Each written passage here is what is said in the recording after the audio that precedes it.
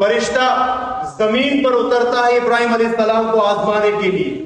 ابراہیم علیہ السلام اپنے اموال، پہلے زمانے مال جو کہتے تھے وہ بیڑ بکریاں گائے بیل وغیرہ کو اموال کے دائرے میں آتا تھا، تو ابراہیم علیہ السلام اپنے اموال کے ساتھ بکریاں گائے بھینس وغیرہ کے ساتھ ان کو چروانے میں مشغول تھا، تو فرشتہ انسانی شکل میں آ کر کھیت میں چھپ کر بیٹھ جاتا ہے۔ آزمائش کے لیے آیا ہے فرشتہ رب تعالیٰ کی طرف سے، میں نے کیوں اپنا دوست بنایا ابراہیم کو، جا کر آزما کر دیکھو۔ فرشتہ کھیت کے اندر یہ پکارنے لگتا ہے سبحان اللہ والحمد للہ ولا الہ الا اللہ واللہ اکبر۔ ابراہیم علیہ السلام کو آواز آتی ہے، غور کرتا ہے تو ڈھونڈتے ڈھونڈتے اس فرشتے کے پاس آتا ہے۔ وہ فرشتہ انسانی شکل و صورت میں ہوتا ہے، اس فرشتے کے پاس آتا ہے، تو ہے کون؟ میرے رب کا اتنا خوبصورت انداز میں اس کی تعریف بیان کر رہا ہے، تو ہے کون؟ ذرا دوبارہ اللہ رب العزت کی تعریف بیان کر میرے سامنے۔ تو فرشتہ کہتا ہے ابراہیم، جب میں اللہ رب العزت کی تعریف بیان کر رہا تھا تو میں اپنی مرضی پر کر رہا تھا، لیکن اگر آپ چاہتے ہیں تو اس کی اجرت لگے گی، اس کا کرایہ لگے گا۔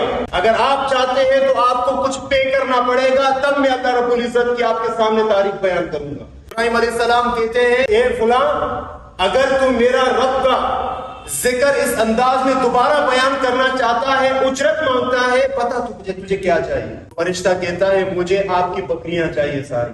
تو ابراہیم علیہ السلام کہتا ہے کہ بس یہ بکریاں چلو تیری ہو گئی، دوبارہ اللہ رب العزت کی تعریف بیان کر۔ تو وہ فرشتہ کہتا ہے سبحان اللہ والحمد للہ ولا الہ الا اللہ واللہ اکبر۔ سیدنا ابراہیم علیہ السلام جھومنے لگتے ہیں۔ جب وہ فرشتہ رک جاتا ہے تو ابراہیم علیہ السلام دوبارہ پوچھتا ہے، فلاں تجھے کس چیز نے روکا؟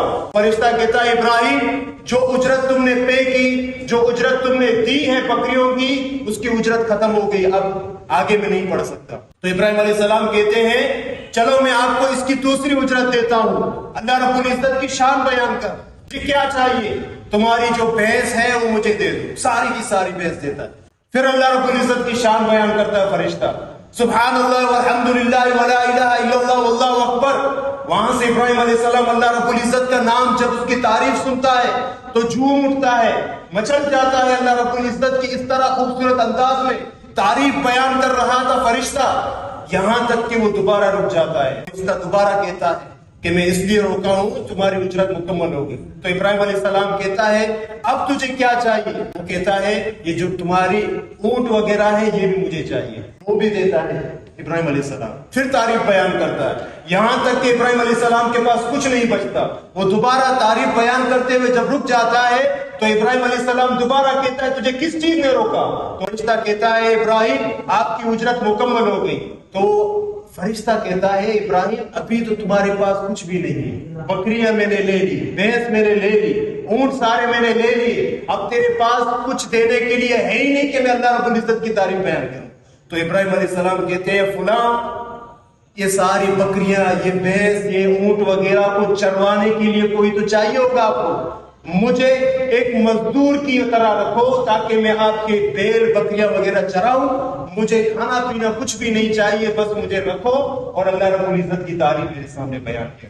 جب ابراہیم علیہ السلام کے فرشتے نے اس طرح کی آزمائش میں جب اس کا کہنا سنا تو فرشتہ رونے لگا کہ واقعی ابراہیم میں تمہیں گلے سے لگانا چاہتا ہوں، واقعی کہ اللہ رب العزت نے آپ کو اپنا دوست کس لیے بنایا، واقعی آپ اس لائق ہے کہ اللہ رب العزت کے دوست۔ یہ اللہ رب العزت کے دوست کون ہوتے ہیں؟ اولیاء اللہ، الا ان اولیاء اللہ لا خوف علیہم ولا هم یحزنون۔ لیکن یاد رکھیں کسی بزرگ سے کسی نے پوچھا اس پرفتن دور کے اندر ہمیں کیسے پتا چلے گا کہ فلاں ولی ہے؟ ولی نظر نہیں آتے۔ ہم اور آپ کے اندر ایسے بھی شخص ہیں جو اللہ کے مقرب بندے ہیں، اپنی نمازوں میں اپنی عبادتوں میں اللہ کے قریب ہو چکے ہیں، لیکن ہم محسوس نہیں کرتے۔ پھر کسی بزرگ سے پوچھا گیا ہمیں معلوم ہو کیسے ہوگا کہ اللہ کا مقرب بندہ کون ہے؟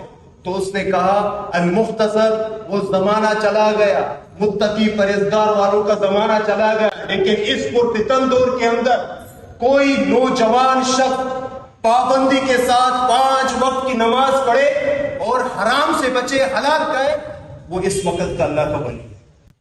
کتنا آسان نسخہ ہے، 5 وقت پابندی کے ساتھ نماز پڑھو، حرام سے بچو، آپ اللہ کے مقرب بندے بن جاؤ۔ اللہ رب العزت سے دعا ہے کہ اللہ رب العزت ہمیں 5 وقت پابندی کے ساتھ نمازیں پڑھنے کی توفیق عطا فرمائے۔ وما علیہ الا البلاغ۔